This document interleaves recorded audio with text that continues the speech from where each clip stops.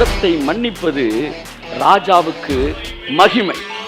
அப்ப எங்கெல்லாம் குற்றம் வந்துச்சோ அங்கெல்லாம் மன்னிப்பு வந்தனால அந்த குற்றம் இருந்த இடத்துல இவருக்கு மகிமை வந்துருச்சு.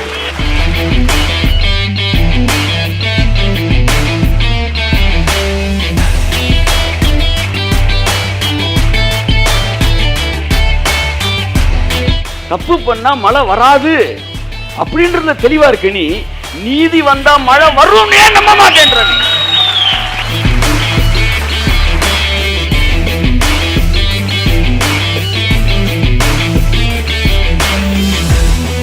மனிதன் பாவம் செய்யும் போது அந்த பாவத்திற்கு வானத்தை மாற்றக்கூடிய வல்லமை இருக்கும் என்றால், கிறிஸ்துவுக்குள்ளாக இயேசுவின் நீதியை நான் பெற்றேன் என்றால், இந்த நீதிக்கும் வானத்தை மாற்றக்கூடிய வல்லமை இருக்கிறது என்பதுதான் அர்த்தம்.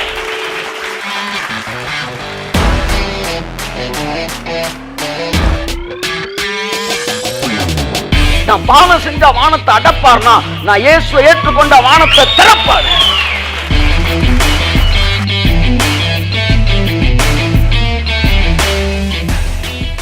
கரங்களை தட்டி கர்த்தருக்கு நன்றி சொல்லுவோம். ஆமென். நல்லா உற்சாகமா கை தட்டலாம். ஆமென், ஆமென், ஹல்லேலூயா. ஸோ கர்த்தருடைய சமூகத்தில் நம்ம வந்து அமர்ந்திருப்பது என்பது உலகத்தில் மிகவும் ஒரு வல்லமையான the most powerful act in this world is sitting in the presence of the Lord. தேவனுடைய சமூகத்தில் அமர்ந்திருப்பதை விட இந்த உலகத்தில் வல்லமையான காரியம் எதுவுமே இல்லை. தேவனை துதிப்பதும் தேவனுடைய சமூகத்திலிருந்து பிதாவை நோக்கி ஜெபிப்பதும் ஒரு பெரிய தூபம் என்று வேதம் சொல்கிறது. தூபம் என்றால் அது அந்த அட்மாஸ்பியரை மாற்றிடும். இந்த இடத்துல ஒருத்தர் தூபம் போட்டார்னா அந்த இடத்துல இருக்கிற எல்லாருடைய அந்த ஸ்மெல்லு அந்த அட்மாஸ்பியரை மாற்றும் இல்லையா? அப்படி அந்த மாதிரி நம்ம ஜெபம் பண்ணும்போது வான மண்டலங்களில் நம்முடைய எண்ணங்களை ஆளுகை செய்கிற வந்து எதிர்மறையான காரியங்கள்லாம் மறையும். அப்போ ஸ்பிரிட் வேர்ல்டு டெலிவரன்ஸ் வரனால உங்களுடைய எண்ணங்கள் வந்து பாசிட்டிவாக திங்க் பண்ண ஆரம்பிக்கும். இது வரைக்கும் விசுவாசிக்க முடியாதெல்லாம் நீங்கள் விசுவாசிக்க ஆரம்பிப்பீங்க. இது ஏன்னா இப்போ நீங்கள் தூபம் போட்டிருக்கனால எதிர்மறையான ஆவிகள் எல்லைகளை விட்டு வெளியேறி இருக்கிறது. உங்கள் சிந்தனைகள் நேர்மறையானதை சிந்திக்க ஆரம்பிக்கிறது. நீங்கள் வேறு விதமாய் பேசுகிறீர்கள், வேறு விதமாய் யோசிக்கிறீர்கள், வேறு விதமாய் சிந்திக்கிறீர்கள். ஸோ இது எல்லாமே எதிலிருந்து வருகிறது என்றால் இந்த வான மண்டலத்தில் இருக்கிற பெரிய மாற்றத்தினாலே. ஹல்லேலூயா. ஸோ ஆகவே வந்து தேவனுடைய சமூகத்தில் அமர்ந்திருக்க உங்களை நான் வாழ்த்தி வரவேற்கிறேன், உங்களை ஆசீர்வதிக்கிறேன். கர்த்தர் தாம் எங்களை ஆசீர்வதிப்பாராக. தொடர்ந்து நம்ம வருகிற நாட்களில் ப்ரேயரை பற்றி படிக்கலாம்னு நினச்சிருக்கிறோம். பட் அதற்கு முன்பாக நாம் ஏற்கனவே பார்த்து கொண்டு வருது இனி வரும் உலகம் என்கிற தலைப்பிலே நாம் அதாவது பல விஷயங்களை படித்து கொண்டு வருகிறோம். என் அன்புக்குரியவர்களை வேதம் சொல்கிறது, இப்பொழுது விசுவாசம், நம்பிக்கை, அன்பு இம்மூன்றும் நிலைத்திருக்கிறது, இதில் அன்பே பெரிது என்று வேதம் சொல்கிறது. ஸோ விசுவாசம் இருக்கிறது, நம்பிக்கையும் இருக்கிறது. கர்த்தராகிய இயேசு கிறிஸ்து சிலுவையிலே செய்து முடித்ததை பேசுகிறது எல்லாம் விசுவாசத்தோடு தொடர்புடையது. என் அன்புக்குரியவர்களே, ஆனால் நம்பிக்கையை குறித்து அதிகபட்சமாய் நமக்கு என்ன செய்யப்படவில்லை? பிரசங்கிக்கப்படவில்லை. கடந்த நாட்களில் பிரசங்கிக்கப்பட்டது, ஆனால் அப்பொழுது விசுவாசத்தை பற்றி பிரசங்கிக்கப்படவில்லை. ஆனால் இந்த நாட்களில் விசுவாசத்தை பற்றி பிரசங்கிக்கப்படுகிறது, நம்பிக்கையை பற்றி பிரசங்கிக்கப்படவில்லை. விசுவாசம் என்றால் என்ன? நம்பிக்கை என்றால் என்ன? விசுவாசம் என்றால் நமக்காக செய்து முடிக்கப்பட்டு இருக்கிறவைகள், கடந்த காலத்தில் முடிக்கப்பட்டு நிகழ்காலத்தோடு தொடர்புடையவைகள் தான் என்னது? விசுவாசம். நம்பிக்கை என்பது எதிர்காலத்தில் தேவன் நமக்காய் செய்வேன் என்று வாக்கு பண்ணினவைகள் எல்லாம் எதிர்காலத்தோடு தொடர்புடையது, அவைகள் எல்லாம் நம்பிக்கை என்று அழைக்கப்படுகிறது. அதனால இயேசு கிறிஸ்து நமக்கு விசுவாசமா நம்பிக்கையா? சொல்லுங்க சொல்லுங்க. இயேசு கிறிஸ்து விசுவாசமா நம்பிக்கையா? விசுவாசம். ஏனென்றால் அவர் ஏற்கனவே வந்து நமக்காய் செய்து முடிக்க வேண்டிய காரியங்களை செய்து முடித்தார். அது கடந்த காலத்தோடு தொடர்புடையது. கடந்த காலத்தோடு தொடர்புடையது என்பதனால் இயேசு கிறிஸ்து மேசியா நமக்கு விசுவாசமாக இருக்கிறார். ஆனால் இஸ்ரவேலருக்கு அது நம்பிக்கையாக இருக்கிறார். இஸ்ரவேலின் நம்பிக்கை என்று தான் இயேசு சொல்கிறாங்க. ஏன்னா அவங்களுக்கு இயேசு மேசியா வந்து எதிர்காலம். சிமியோன் சொல்லும்போது மற்றவங்க சொல்லும்போது இஸ்ரவேலின் நம்பிக்கை என்று சொல்கிறார். அப்போ மேசியா என்பது எதிர்காலத்தில் வருவார் என்று அவர்கள் காத்திருந்தபடினால் நம்பிக்கை என்று சொன்னார்கள். நமக்கு அவர் கடந்த காலத்தில் முடித்தார் என்பதனால் நமக்கு விசுவாசமாய் அவர் இருக்கிறார். கர்த்தராகிய இயேசு கிறிஸ்துவை நம்பு அல்ல, கர்த்தராகிய இயேசு கிறிஸ்துவை விசுவாசி. இப்போ விசுவாசம் என்பது இயேசு சிலுவையிலே முடித்ததை குறித்து சொல்லப்பட்டிருக்கிறது. நம்பிக்கை என்றால் எதிர்காலத்திலே இயேசுவை சொந்த ரட்சகராக ஏற்றுக்கொண்டதினாலே நம்முடைய வாழ்க்கையில் இந்த உலகத்திலே தேவன் ஏற்படுத்த போகிற மாற்றங்கள் எல்லாம் நம்பிக்கையோடு இணைக்கப்பட்டிருக்கிறது. ரெண்டு மிகப்பெரிய விஷயங்களை வேதம் நமக்கு என்ன செய்கிறது? சொல்லுகிறது. ஒன்று விசுவாசம், இன்னொன்று நம்பிக்கை. விசுவாசம் எதற்காக? அடுத்து வரப்போகிற காரியங்கள் எல்லாம் இயேசு செய்து முடித்தபடினால் என் வாழ்க்கையில் நடக்கப் போகிறது. ஒரு புதிய எருசலேம் என்கிற நகரத்தை எங்கள் கண்கள் பார்க்க போகிறது. எங்கள் வாழ்க்கை முறை இந்த புதிய எருசலேமுக்கு உடைய ரிஃப்ளெக்ஷனாக ஆகப் போகிறது என்பதெல்லாம் நம்முடைய நம்பிக்கையாக இருக்கிறது. ஆக இதுவரைக்கும் விசுவாசத்தோடு கூட இருந்த நீங்கள் அடுத்து நம்பிக்கைக்குள் அடியெடுத்து வைக்கும்படி உங்கள் அன்புடன் அழைக்கிறேன். ஏனென்றால் மிக முக்கியமான 3 விஷயங்களிலே இரண்டாவதாக சொல்லப்படுவது நம்பிக்கை. ஸோ என் அன்புக்குரியவர்களே, ஸோ இந்த இனி வரும் உலகம் என்பது நம்முடைய நம்பிக்கையாக இருக்கிறது. ஆமேன்னு சொல்லுவோம். ஆமே. நாளைக்கு காலையில் வரப்போகிறதுனா கூட நம்பிக்கை, இன்னும் 10 நிமிஷத்துக்கு கழித்து வரப்போகுதுனா கூட அது என்னதான் நம்பிக்கை. ஆனால் இயேசுவை பற்றி சொல்லப்படுகிற எல்லாமே விசுவாசம். ஸோ இப்பொழுது நாம் பேசிக்கொண்டிருக்கிற விஷயம் இனி வருகிற உலகம் என்பதை பற்றி எபிரேயரில் 3 வசனங்கள் நம்ம வாசித்தோம். வரப்போகிற காரியங்களை பற்றி வாசித்தோம். அடுத்து எருசலேம், புதிய எருசலேம் என்கிற ஒரு விஷயத்தை குறித்து நம்ம என்ன செய்தோம், பார்த்தோம். இந்த புதிய எருசலேம் என்பது தேவன் தம்முடைய பிள்ளைகளுக்கு வாக்குத்தத்தம் பண்ணின ஒரு மிகப்பெரிய காரியம். அந்த புதிய எருசலேமின் வாழ்க்கை தான் இயேசுவை ஏற்றுக்கொண்டவர்களுக்காக பிதாவாகிய தேவன் வாக்கு பண்ணி இருப்பது. ஆகவே ரட்சிக்கப்பட்ட பிறகு எல்லோரையும் போல ஒரு வாழ்க்கை, ஏதோ வியாதி இல்லாமல், பிரச்சனை இல்லாமல், இல்லை வியாதி வந்தால் ஜெபிச்சு சரி பண்ணிவிட்டு அப்படி வாழ்கிற ஒரு வாழ்க்கையை தேவன் நமக்காக சிலுவையில் முடிக்கவே இல்லை. அந்த வாழ்க்கை இந்த உலகத்தாருடைய வாழ்க்கைக்கு சற்றும் ஒப்பிட்டு பார்க்க முடியாத உன்னதமான ஒரு ஸ்டாண்டர்டில் நம்மளை இந்த உலகத்தில் வாழ வைப்பதற்கு தேவன் திட்டமிட்டு இருக்கிறார். அதுதான் புதிய எருசலேமின் வாழ்க்கை. இந்த நகரத்தை குறித்து வேதத்திலே பல இடங்களில் சொல்லப்பட்டிருக்கிறது. குறிப்பாக எபிரேயரில் மட்டுமே 4 இடங்களிலே இந்த நகரத்தை பற்றி பேசுகிறது. எபிரேயரில் சொல்லப்பட்ட அந்த நகரம் என்று சொல்லப்படுகிற பல காரியங்கள் வெளிப்படுத்த விசேஷத்திலும் கூட அந்த புதிய எருசலேம் ஆகிய நகரம் என்று சொல்லப்படுகிறது. புதிய எருசலேம் என்று வெளிப்படுத்தலில் சொல்லப்பட்டிருக்கு. எபிரேயரில் புதிய எருசலேம்னு வரல, ஆனால் அந்த நகரம் அப்படின்னு வருது. ஒரே ஒரு இடத்துல புதிய எருசலேம்னே வருது. இது புதிய ஏற்பாட்டில் மட்டும் இல்லை, பழைய ஏற்பாட்டிலே அந்த நகரத்தை பற்றி எழுதியிருக்கிறார்கள்.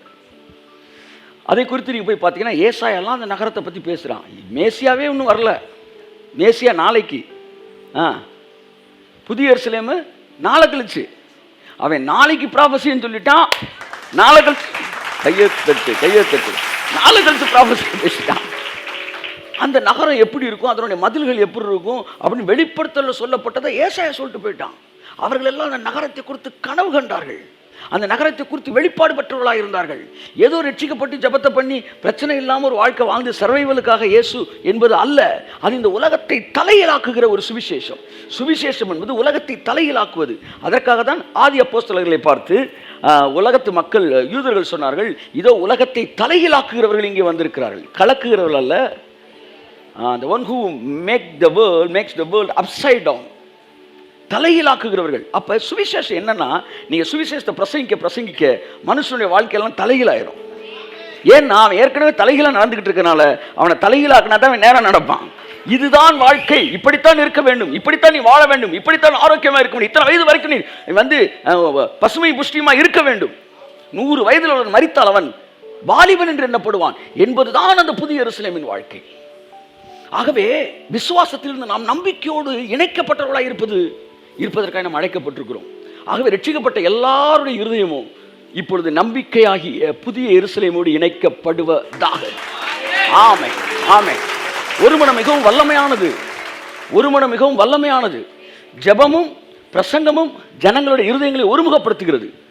என்னன்னா, பூமியில் இருவர் ஒருமனப்படும் போது தாங்கள் வேண்டிக் கொள்ள போகிற, இன்னும் ஜெபமே பண்ணல, ஜெபிக்கிறதுக்கு முன்னாடியே வேண்டிக் கொள்ள போகிற எந்த ஒரு காரியத்தை குறித்தாகிலும் இந்த பூமியிலே ஒருமனப்படுவார்கள் என்றால் அது அவர்களுக்கு பிதாவினால் அருளப்படும் என்கிற வார்த்தையின்படி புதிய எருசலேமை குறித்த செய்திகள் என்ன செய்கிறது, ஜனங்களுடைய எண்ணங்களை ஒருமுகப்படுத்துகிறது. அப்படி ஒருமுகப்படுத்தும் போது புதிய எருசலேம் என்ன செய்கிறது, வாழ்க்கையிலே இறங்கி வருகிறது. கரங்களை தட்டி கர்த்தருக்கு நன்றி சொல்லுவோம். ஆகவே தொடர்ந்து சபைகள் புதிய எருசலேமை குறித்து பிரசங்கிப்பதாக, ஜனங்கள் அதை குறித்து பேச வேண்டும், ஜனங்கள் அதை குறித்து நினைக்க வேண்டும், ஜனங்களுடைய எண்ணங்கள் அங்கே ஒருமனப்பட வேண்டும். அப்பொழுது அங்கே புதிய எருசலேமின் மகிமை வெளிப்பட ஆரம்பிக்கிறது. கரங்களை தட்டி கர்த்தருக்கு நன்றி சொல்லுவோம். ஆமென். இந்த வருஷத்தின் கடைசி நாட்களுக்கு கடந்து வந்திருக்கிறோம். நம்முடைய வாழ்க்கையில் இரத்தத்தினால் கழுவப்பட்டவர்களாக, நம்முடைய எதிரிகளை மன்னித்தவர்களாக, நம்முடைய மற்றவர்களை தப்பிதங்களை மன்னித்தவர்களாக, நம்மையே நாம் மன்னித்தவர்களாக, புதிய முடிவுகளை எடுத்தவர்களாக புதிய வருஷத்துக்குள் கடந்து செல்வோம். கர்த்தர் நம்மை ஆசீர்வதிப்பார். ஆமென். புதிய வருஷத்திலே தேவன் புதிய மனுஷனாக இந்த உலகம் நம்ம என்ன செய்யட்டும், பார்க்கட்டும். ஆமென், ஹல்லேலூயா. எபிரேயர் நிருபத்திலே நகரம் என்கிற வார்த்தை 4 முறை வருகிறது. வாசிப்போம். எபிரேயர் 11:20. விசுவாசத்தினாலே ஈசாக்கு வரும் காரியங்களை குறித்து யாக்கோபையும் ஏசாவையும் ஆசீர்வதித்தான். 11:10 வாசிங்க. ஏனெனில் தேவன் தாமே கட்டி உண்டாக்கின அஸ்திபாரங்களுள்ள நகரத்திற்கு அவன் காத்திருந்தான். ஆபிரகாம் அந்த நகரத்திற்கு காத்திருந்தான். அண்டர்லைன் தி வேர்ட் நகரம். ஆபிரகாம் நகரத்திற்கு காத்திருந்தான். 11:16. அதையல்ல, அதிலும் மேன்மையான பரமதேசத்தையே விரும்பினார்கள். ஆகையால் தேவன் அவர்களுடைய தேவன் எனப்பட வெட்கப்படுகிறதில்லை. அவர்களுக்கு ஒரு நகரத்தை ஆயத்தம் பண்ணினாரே. அவர்களுக்கு ஒரு நகரத்தை ஆயத்தம் பண்ணினாரே. இதையெல்லாம் நம்ம படிக்கும்போது ஈஸியாக கிராஸ் பண்ணிடுறோம். வெளிப்படத்தில் படிக்கும்போது எங்கேயோ நடக்க போகுதுன்னு நினைக்கிறோம். எங்கேயோ நடக்க போகுது என்பது பிசாசின் இன்னொரு வஞ்சனை. ஆமேன் சொல்லுங்க. ஆமேன். 12:22. நீங்களோ சீயோன் மலையினிடத்திற்கும் ஜீவனுள்ள தேவனுடைய நகரமாகிய. ரட்சிக்கப்பட்ட உடனே நீங்க எங்க வந்திருக்கீங்களா? சீயோன் மலையினிடத்திற்கும் ஜீவனுள்ள தேவனுடைய நகரமாகிய பரம எருசலேமின் இடத்திற்கும் வந்து சேர்ந்தீர்கள். ஆமென், ஆமென். ஆகவே அந்த நகரத்துக்கு நம்ம வந்திருக்கிறோம். என் ஸ்பிரிட் வேர்ல்டில் நம்ம அதுக்குள்ளே வந்துட்டோம் என்று தான் வேதம் சொல்லுகிறது. ஸோ 4 இடங்களிலே எனக்கு தெரிஞ்சு முதல் 2 பார்த்தேன், யதார்த்தமாக 3, 4 இடத்துல வந்து அடுத்து பார்க்கும்போது இந்த பரம எருசலேம்னு இந்த இடத்துல வந்துடுச்சு. 3வது இடம் அது. பரம எருசலேமின் இடத்தில் வந்து சேர்ந்தீர்கள், நகரமாகிய. எத்தனை பேர் இந்த நகரத்தை பற்றி படிக்க ஆசையாக இருக்கு? ஆமேன்னு சொல்லுங்கள். ஆமேன், ஆமேன், ஆமேன். 13-14 வாசிங்க. நிலையான நகரம் நமக்கு இங்கே இல்லை. நிலையான நகரம் நமக்கு இங்கே இல்லை. அடுத்து போகிறதையே நாடி தேடுகிறோம். ஆமென். கை தட்டுங்க ஒருவருக்கு. ஆமென். Praise God. ஒரு ஆமென் சொல்லுங்க. போக போற இடம் அல்ல பரம எருசலேம், வரப்போகிறது தான் பரம எருசலேம். ஸோ பரம எருசலேமுக்கு நம்மலாம் போவோம் நீங்கள் நினைக்காதீங்க. பரம எருசலேம் இங்கே தான் வரப்போகுது. ஆமாம். அந்த கான்செப்டில் நீங்கள் கரெக்டாக இருக்கணும். ஆமாம். எர்த் இன் ஹெவன் இல்லை, ஹெவன் ஆன் எர்த்து. ஆமாம். இயேசு வந்து நம்ம வந்து பரலோகத்திற்கு போகும்படிக்கு இயேசு வரவில்லை, பரலோக ராஜ்யத்தை கொண்டு வரும்படிக்கு இயேசு கிறிஸ்து வந்தார். ஸோ இதை பற்றி தான் வந்து நம்ம பார்த்தோம். இத்தனை இடங்கள்ல அந்த நகரத்தை பற்றி பைபிள் வந்து நமக்கு வாக்கு பண்ணுகிறது. அங்கே தான் கண்ணீர் இல்லை, அவங்க கண்ணீர் யாவையும் துடைப்பார். வெளிப்படுத்தல சொல்லப்பட்டது பரலோகத்தை பற்றிய விஷயம் அல்ல, அது எல்லாமே என்னது? பரம எருசலேமை பற்றி சொல்லப்பட்டது. கண்ணீர் இல்லை, கவலை இல்லை, அங்கே வந்து வியாதி இல்லை, வறுமை இல்லை, கூக்குரல் இல்லை, அவர்கள் கண்ணீர் யாவையும் துடைப்பார் என்பதெல்லாம் பரம எருசலேமை குறித்த தேவனுடைய வெளிப்பாடுகள். பரலோகத்தை குறித்த வெளிப்பாடு நினச்சிட்டு தான் நம்ம செத்ததுக்கப்புறம் போகணும்னு நினச்சிக்கிட்டு இருக்கோம். அது பரலோகத்தை குறித்த வெளிப்பாடு அல்ல, பரம எருசலேமை குறித்த வெளிப்பாடு. பரம எருசலேம் என்றால் அது பூமியிலே வந்து லேண்டாக போகிற ஒரு மிகப்பெரிய சிட்டி. ஸோ போன வாரம் பார்த்தேன், அது நம்ம பார்த்தோம். அதாவது அது சிட்டின்னா ஒன்று நீங்கள் பில்டிங் நினச்சிடக்கூடாது, அது ஒரு it is a lifestyle. Amen. பரம எருசலேம், அதாவது அந்த புது எருசலேம், நியூ ஜெருசலேம் அப்படின்னு நம்ம வாசித்தோம்னா அது வந்து it is a life style. அது வந்து ஒரு பில்டிங் கிடையாது, வந்து இந்த பூமியில் இறங்குறதுக்கு. அந்த அந்த அந்த நகரத்தை பற்றி அளவு எல்லாமே ஒரு ஸ்பிரிச்சுவல் மீனிங் அதில் போட்டுக்க. அதோட மதில்கள், அந்த மதில்களின் அஸ்திபாரம் 12 கற்களாக இருந்தது. அப்போ அந்த மதில் வந்து அஸ்திபாரம் அப்படின்னு அதில் போடப்பட்டிருக்கு. அப்போ பழைய ஏற்பாட்டில் அந்த நகரத்தை பற்றி ஏசா எழுதும்போது அதனுடைய மதில்களை ரட்சிப்பு என்று சொல்வாய் அப்படின்ருக்கு. அப்போ நியூ ஜெருசலேமுடைய அஸ்திபாரமே என்னன்னா ரட்சிக்கப்பட்டது தான் நியூ ஜெருசலேமுடைய ஃபவுண்டேஷன். ஸோ அதில் சொல்லப்பட்ட காரியங்கள் எல்லாம் ஆவிக்குரிய அர்த்தங்களுடையதாய் இருக்கிறது. போன வாரம் நம்ம அதை பார்த்தது என்னவென்றால், அந்த ஜெருசலேம் என்பது ஒரு நகரம் அல்ல. பைபிள் சொல்லுது அந்த எருசலேம் என்பது நம்மைத்தான் வேதம் சொல்லுகிறது. ஏனென்றால் எருசலேம் என்பது ஒரு மணவாட்டியைப் போல அலங்கரிக்கப்பட்டிருந்தது. வேதம் தெளிவாய் சொல்லுகிறது, நாமே அந்த மணவாட்டியாய் இருக்கிறோம், அவரே மணவாளனாய் இருக்கிறார். ஆகவே ஒரு ஹாலிவுட் ஃபிலிமில் ஒருத்தர் ஒரு புக்கு படிப்பான். அந்த புக்கை படிக்கும்போது, அது ஒரு 50 வருஷத்துக்கு முன்னாடி எழுதியிருப்பான் இந்த புக்கு. அந்த புக்கை படிக்கும்போது என்னென்னா அந்த புக்கில் இருக்கிற மாதிரி சில சம்பவங்கள் அவனை சுற்றி நடக்கிறத அவன் பார்ப்பான். திரும்ப அந்த புக்கை படிக்கும்போது அடுத்த நாட்கள்லாம் அந்த சம்பவம் நடக்கும். அது அவனுக்கு ஒரு ப்ராஃபட்டிக் புக் மாதிரியே இருக்கும். என்னடா அது 50 வருஷத்துக்கு முன்னாடி எழுதின புக் இப்படி இருக்குன்னு சொல்லும்போது அதில் இருக்கிற சம்பவங்கள், அதில் இருக்கிற நபர்களெல்லாம் கூட பார்க்க ஆரம்பிப்பான். அதில் ஒரு மெயின் கேரக்டர் ஒருத்தர் இருப்பான். அவன் தான் அந்த அந்த அந்த புக் அந்த புத்தகத்தில் ஒரு பெரிய முக்கியமான கேரக்டர். எல்லா விஷயங்களும் அவனை சுற்றி தான் நடக்கும். இவன் ஒவ்வொரு சம்பவத்தாக படித்தவன் கடைசியில் இந்த நபரையும் குறித்து படித்து இந்த நபரை எப்படி கண்டுபிடிச்சான்னு சொல்லி அதில் சொல்லப்பட்டபடி எல்லா பக்கம் தேடி போய் அங்கே போய் நின்று பார்த்தா கடைசியில் அவன் தான் அந்த நபர். அவன் ஆச்சரியமாக பார்த்து கடைசியில் முடிவு எங்கே நிற்கும், அந்த புக்கில் அவன் படிச்சுக்கிட்டு வந்ததே அவன் தான். அவனை பற்றி தான் அந்த புக்கில் ஃபுல்லாக சொல்லப்பட்டிருக்கு.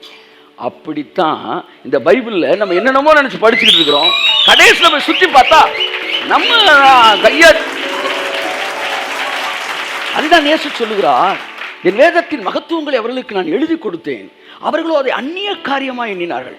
பரம எருசலேம் என்பது ஏதோ ஒன்று சிட்டி கிடையாது, அது நீங்கள், அது நான். வேதம் தெளிவாகவே சொல்லுது, நீங்கள் தான் அந்த எருசலேம் அப்படின்ற மணவாட்டி என்றால் அது யாரு? நீங்கள். சரி, அதை கூட நீங்கள் எடுத்துக்கலாட்டினா கூட ஏசாயா ரொம்ப தெளிவாக பேசியிருக்கிறான். ஏசாயா 1ஆம் அதிகாரம் 26ஆம் வசனத்திலே அந்த நகரம் யார் என்பதை வேதம் சொல்லுகிறது. வாசிப்போம். உன் நியாயாதிபதிகளை முன்னிருந்தது போலவும் உன் ஆலோசனைக்காரரை ஆதியில் இருந்தது போலவும் திரும்ப கட்டளையிடுவேன். பின்பு நீ நீதிபுரம் என்றும் நீதிபுரம் என்றும் சத்திய நகரம் என்றும் நீ சத்திய நகரம் என்றும் பெயர் பெறுவாய். நீ தாண்டா அந்த நகரம். கையை தட்டுங்க. ஆமென். நானே அந்த நகரமாக இருக்கிறேன். ஆகவே புதிய எருசலேமில் சொல்லப்பட்டிருக்க அந்த ஆசீர்வாதங்கள் என்பது ஏதோ ஒரு பேக்கேஜா வரல, அங்கிருந்து வரல. அந்த புதிய எருசலேம் என்பது எனக்குள்ளே நடக்க போகிற, எனக்குள்ளே நடந்து கொண்டிருக்கிற ஒரு சேஞ்சஸ். ஆமென் சொல்லுவோம். ஏன்னா பழைய எருசலேமை நீங்கள் பார்த்தீங்கன்னாலே தெரிஞ்சிடும். பழைய எருசலேமை பார்த்து எருசலேமே உன்னிடத்தில் அடுப்பப்பட்டவைகளெல்லாம் நீ கல்லெறிஞ்சு கொள்ற, கோழி தன் குஞ்சுகளை சேர்த்துக் கொள்ளும் விதமாக எத்தனையோ பேர் நான் உன்னை சேர்த்துக்கொள்ள மனதாக இருந்தேன், உன்னை நான் சேர்த்துக்க மனதாக இருந்தேன் சொல்லும்போது அங்கே இருக்க கட்டடத்தை பார்த்தா சொன்னார், அங்கே இருக்க மக்களை பார்த்தா சொன்னார், எருசலேமேன்னு. அப்போ பழைய எருசலேம் மக்கள்னா, புதிய எருசலேமோ கையெழுத்துக்காமே. வேதம் தெளிவாய் சொல்லுகிறது, நாம் தான் அந்த ஜெருசலேம். வாசிப்போம். 1 கொரிந்தியர் 3ஆம் அதிகாரம் 9ஆம் வசனத்திலிருந்து 13ஆம் வசனம் வரைக்கும் நம்மளை தான் பைபிள் கட்டடம்னு சொல்லுது. நம்மளை தான் அவர் கட்டிக்கிட்டு இருக்காரு. வாசிப்போம். 3:9 13 வரைக்கும். நாங்கள் தேவனுக்கு உடன் வேலையாட்களாய் இருக்கிறோம். தேவன் தான் செஞ்சுக்கிட்டு இருக்காரு. எல்லாம் சொல்லுங்க. புதிய எருசலேமை என் பிதாவின் வீட்டில் அநேக வாசஸ்தலங்கள் உண்டு, நான் போய் அதை உங்களுக்காக என்ன செய்கிறேன், ஆயத்தம் பண்ணுறேன்றார்ல. தேவன் தான் புதிய எருசலேம் கட்டிக்கிட்டு இருக்காராம். நாங்கள் தேவனுக்கு உடன் வேலையாட்களாக இருக்கிறோம். இப்போ என்ன பண்ணிட்டு இருக்காரு சொல்லுங்க? இப்போ தேவன் என்ன பண்ணிட்டு இருக்காரு தெரியுமா? இப்போ தேவன் புதிய எருசலேமை இப்போ கட்டிக்கிட்டு இருக்காரு. நாங்கள் தேவனுக்கு உடன் வேலையாட்களாய் இருக்கிறோம். அடுத்து வாசிங்க. நீங்கள் தேவனுடைய பண்ணையும் தேவனுடைய மாளிகையுமாய் இருக்கிறீர்கள். நீங்கள் தான் தேவனுடைய மாளிகையாய் இருக்கிறீர்கள். ஆமே. நீங்க சொல்றீங்க ராஜாவும் மாளிகையில் ராப்பகலாய் அமர்ந்திருப்பேன் அப்படின்னு நீங்க சொல்றீங்க. அவர் சொல்றாரு, நீ என் மாளிகையில் அமரலடா, நீ தான் என் மாளிகை, நான் தான் உன்கிட்ட அமர்ந்திருக்கிறேன். புரியுதா உங்களுக்கு? அது தேவனுடைய மாளிகையாகவும். அடுத்து வாசிங்க.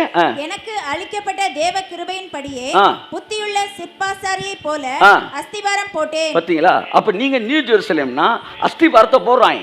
இப்ப இந்த அஸ்திபாரம் 12 கற்களால் போடப்படுதான். 12 கற்கள். இப்ப இந்த 12 கல் என்னன்னு பாத்துட்டீங்கன்னா அதுதான் அஸ்திபார உபதேசம். கையை தட்டி. ஆமே. அது உங்களுக்கு தெரியுமா சார்? எனக்கு தெரியாது. ஆனா ஒண்ணு தெரியும், அந்த 12 தான் அஸ்திபாரம். அந்த மதில் என்னது? ரட்சிப்பு. அந்த ரட்சிப்புக்குள்ள 12 ஆசீர்வாதங்கள் இருக்கிறது. அதுதான் நியூ ஜெருசலேமோட ஃபவுண்டேஷன், மதில். ஆகவே அன்புக்குரியவர்களே, இப்ப எல்லாம் சொல்லுங்க, நான் தான் அந்த எருசலேம். அப்ப நல்லா கவனிங்க. இந்த எருசலேம் என்ன செய்யணும்? மகிமை அடைய வேண்டும். புரியுதா உங்களுக்கு? நான் எருசலேம்னா ஏன் எனக்குள்ள நடக்கல அப்படின்னா, ஜெருசலேம் என்ன செய்ய வேண்டும்? மகிமை அடைய வேண்டும். வாசிப்போம். வெளிப்படுத்தல் 21ஆம் அதிகாரம் 10ஆம் வசனம்.